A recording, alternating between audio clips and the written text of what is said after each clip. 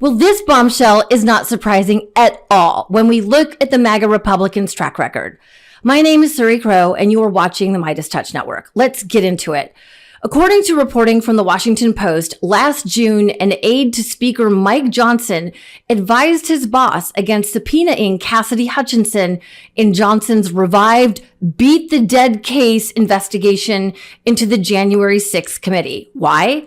Because according to the Post, Republican lawmakers had been sending her sexually explicit texts, and Mike Johnson and his aide were concerned that if they were to subpoena Cassidy Hutchinson, who, if you recall, was Mark Meadows' aide during Trump's first term, and then she eventually testified in front of the J6 committee, that their dirt would be outed.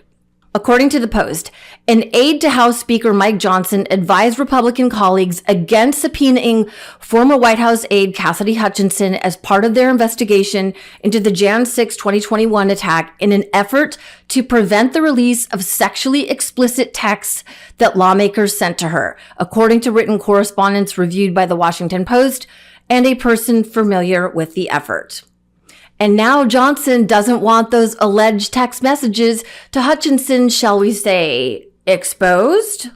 In the Post again. In a meeting following the June conversation, Johnson of Louisiana and senior aides also conveyed to Representative Barry Loudermilk, Republican from Georgia, and members of his staff that issuing a subpoena to Hutchinson and asking her to testify under oath would serve as an opportunity for her to retell the story and potentially embarrass the Trump White House, according to two people present for the meeting.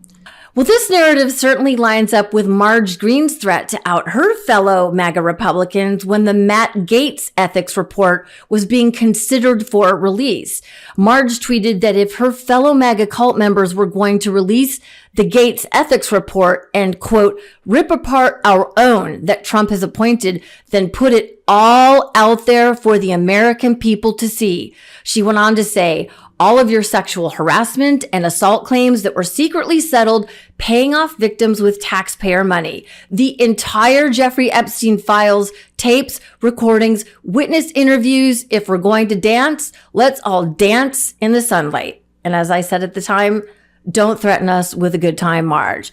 You know, ironically, Trump just signed an executive order declassifying files for MLK, JFK, and RFK, but oh so conveniently left out those Epstein files, where he is alleged to have been quite close to the child sex trafficker for many years.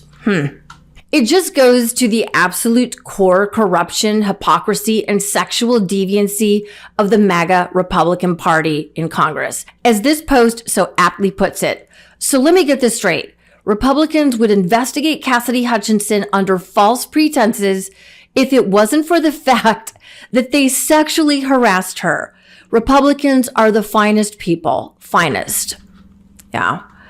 And then Norman Ornstein posted this today in reference to this report. What does it tell you about Mike Johnson that he condemns a minister for a gentle wish for mercy for Donald Trump, defends pardons of violent insurrectionists who attack cops, and protects his GOP colleagues who sent vile sexually explicit messages to Cassidy Hutchinson? What does it tell us indeed? So that's where we are, people. Trump's first week in office. He's released violent insurrectionists out on the streets. He's raised prices on Medicaid and Medicare pharmaceuticals.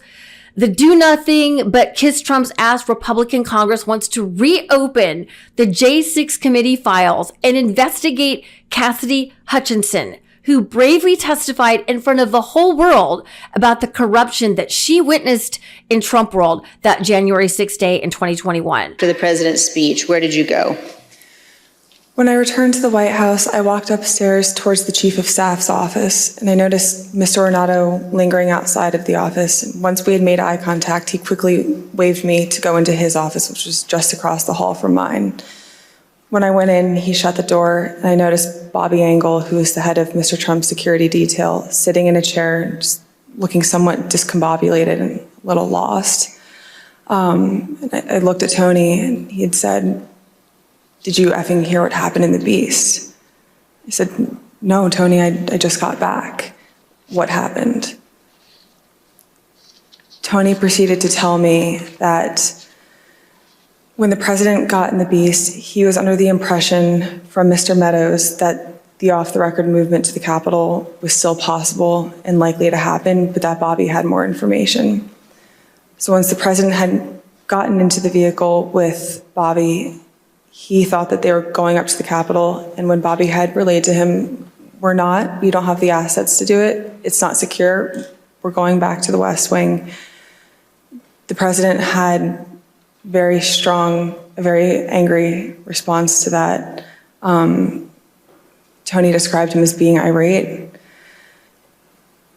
The president said something to the effect of, "I'm the effing president, take me up to the Capitol now." To which Bobby responded, "Sir, we have to go back to the West Wing." The president reached up towards the front of the vehicle to grab at the steering wheel. Mr. Engel grabbed his arm, said, "Sir, you need to take your hand off the steering wheel. We're going back to the West Wing. We're not going to the Capitol." Mr. Trump then used his free hand to lunge towards Bobby Engel. And when Mr. Renato had recounted this story to me, he had motioned towards his clavicles. But now they're going to hold off on investigating her because reportedly so many Republican congressional members sent her disgusting texts asking her for sexual favors. So they don't want that to be exposed. This party, who is condemning a bishop, a female bishop, might I add, for gently asking Trump to have mercy on his fellow Americans. This party, while trying to confirm a row of greedy, corrupt, lawless, and alleged sexual predators as Trump's cabinet, just to keep dear leader happy, is going to fall back on Cassidy Hutchinson as if she hasn't been through enough because of their own despicable behavior? Got it. My name is Suri Crowe, and you are watching the MeidasTouch Network, and we're going to hold these people accountable. Please share this video far and wide because this is how we are going to rescue our democracy. Thank you for watching. Peace. Love this video? Make sure you stay up to date on the latest breaking news and all things Meidas by signing up to the MeidasTouch newsletter at MeidasTouch.com/newsletter.